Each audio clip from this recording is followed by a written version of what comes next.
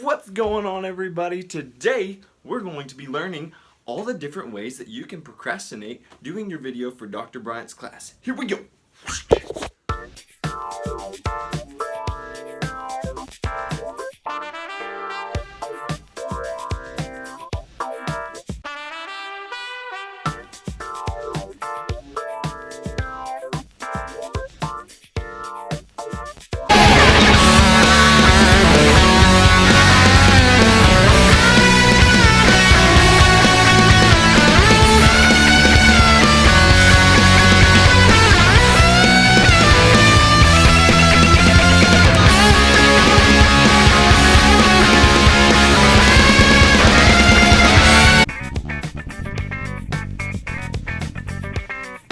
Back massager.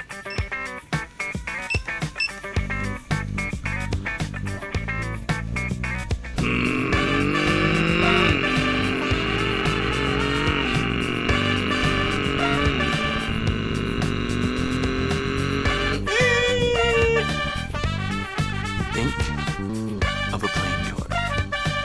You got it? Okay.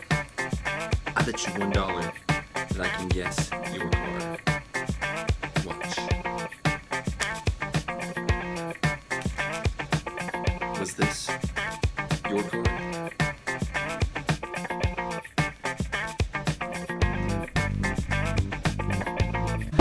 Actually, just kidding.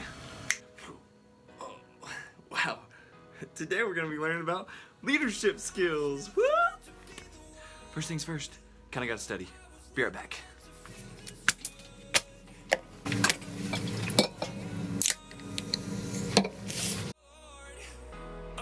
It's hard, but I can't stop. Keep my composure. Tick tock, the clock is growing older. I don't wanna believe that this is the end.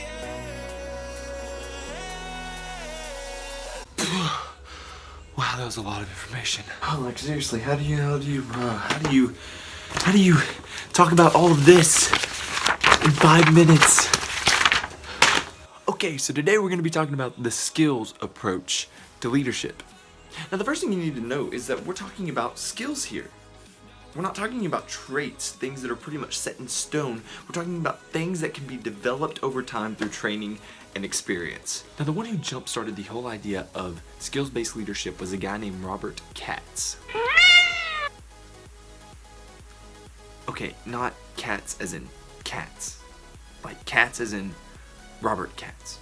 Anyway, Robert Katz wrote an article in the Harvard Business Review in 1955 titled Skills of an Effective Administrator. Now, in this article, what he was trying to do is he was trying to transcend the current beliefs people had that leaders were just born leaders and there wasn't really anything you could do about it.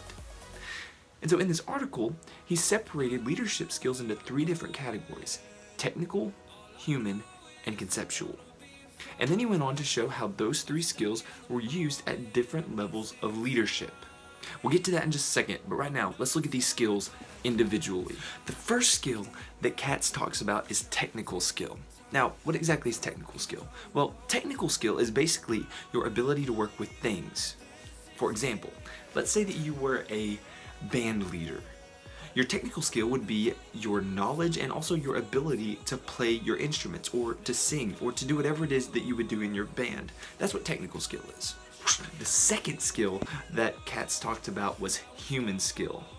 Now, human skill is basically your ability to work with, you guessed it, humans. It's your ability to work with people. So let's go back to this idea of the band leader.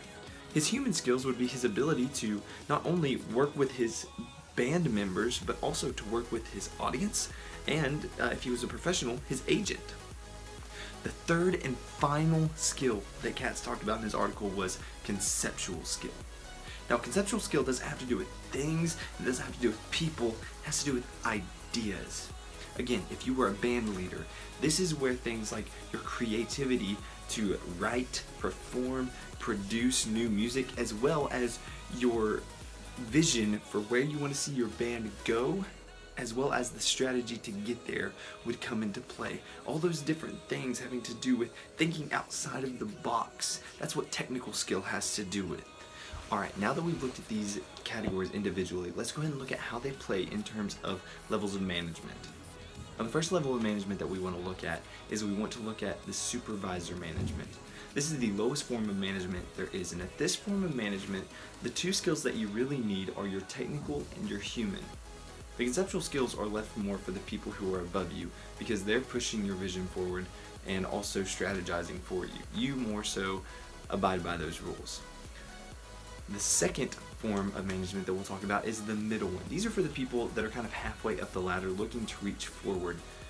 And for these people, they need all three of their skills really going for them. They need their technical, human, and conceptual. Finally, top management. This is where the head honchos are, the big bosses. Notice here, they don't really need their technical skills so much. More so, they need their human skills and their conceptual skills. They're the ones that need to know where this company is going and also how to get everybody on board, everybody playing their part in order to get the company to that point.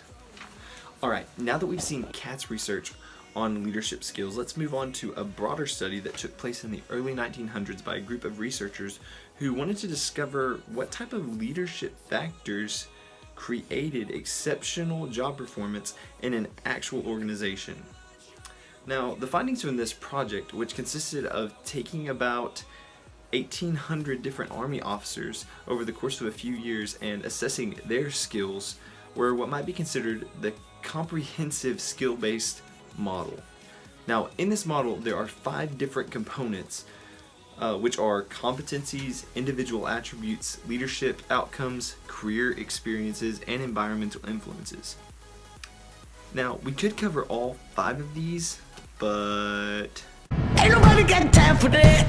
Ain't nobody got time for that. So we're just going to cover the component that researchers considered to be the heart of the model: competencies. Under the category of competencies, we find 3 things that are defined as, and I quote, the key factors that account for effective performance. These 3 things are problem-solving skills, social judgment skills, and knowledge. Let's look at each of these individually. Problem-solving skills are a leader's creative ability to solve new and unusual, ill-defined organizational problems. In a leadership position, you never really know what's going to be thrown at you. So that's when you, and that's why you, when new problems are thrown at leaders, they have to be creative in defining the significant problems, gathering problem information, formulating new understandings about the problem, and generating a new prototype plan for problem solutions. Problem-solving skills demand that leaders understand their own leadership capacities as they apply possible solutions to the unique problems in their organizations. In fact, leaders learn and develop higher levels of conceptual capacity if the problems they continually face are progressively more complex and more long-term as they ascend up the organizational hierarchy. Moving on to social judgment skills. This one goes right along with the human skills that we were talking about earlier, in that it's the capacity to understand people and social systems.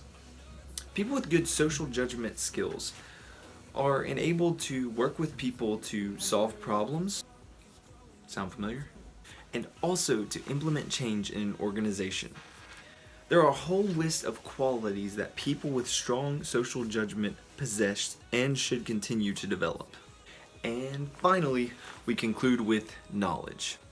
Now, knowledge is the accumulation of information and the mental structures used to organize that information. A person with a large amount of knowledge has more complex organizing structures than the average person. These are the people that we would call experts. Now, the more knowledge and expertise a person has, the easier it is for them to think about complex problems. In conclusion, every leader needs to own his or her own set of skills. While a great personality can be very useful in leadership, it in itself cannot maintain it. Skills are needed, but the great news is that unlike personality or traits, skills are learned. They are something that can be developed over time by anyone given the right amount of education and experience. Literally. If you can learn from your experiences, then you can develop leadership skills. So get out there, face problems, be creative in finding solutions, learn to work with people, and in the process, learn everything you possibly can. Well, that's all the time we got for today. Peace.